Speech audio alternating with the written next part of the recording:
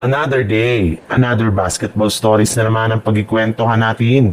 At ngayon nga ang balitang trade ng Los Angeles Lakers kay Ja Morant at ang balitang may pasabog nga daw ngayon ang Golden State Warriors.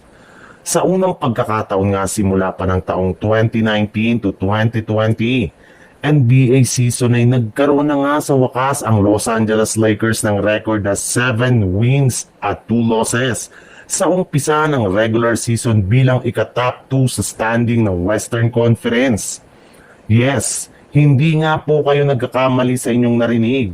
Last time nga na nagkaroon ng Lakers ng ganyang kagandang record ay nagkampiyon ng kanilang kupunan. At isa nga sa mga itinuturong dahilan ng paglakas ng Lakers ngayon ay ang pagbabalik na ng totoong galaw at laro ng kanilang center na si DeAndre Ayton. Pero sa kabila nga niyan ay may mga lumabas pa rin naman nga na mga blockbuster trade patungkol sa kanilang team.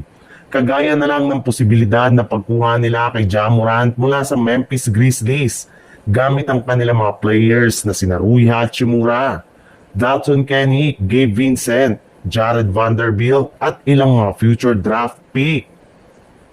Sa ibang balita naman, pagkatapos nga na matalo ang Golden State Warriors sa kanilang last game laban sa Sacramento Kings, ay dumiretso na rin naman nga sila ngayon sa lugar ng Denver para sa kanilang rematch ng Nuggets ni Nikola Jokic. At bago pa man nga mag-umpisa ang kanilang laban ay meron na ngang masamang balitang inilabas ngayon ng Warriors patungkol sa kanilang team matapos nilang sabihin na hindi na naman nga dito makakapaglaro ang kanilang superstar na si Stephen Curry bunsod ng pagkakaroon pa rin ito ng karamdaman.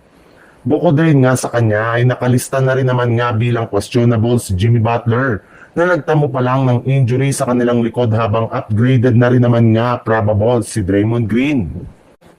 Kaya mukhang mapipilitan na naman ang Golden State Warriors na makipaglaban gamit ang underman nilang lineup kontra sa Denver Nuggets na isa sa mga pinakamainit na kupunan sa NBA at isa sa mga pinakamalakas na team sa kanilang home floor. Sa madaling salita, kailangan nga na mag-step up ang mga natitira nilang player ngayon kung gusto man nila na manalo.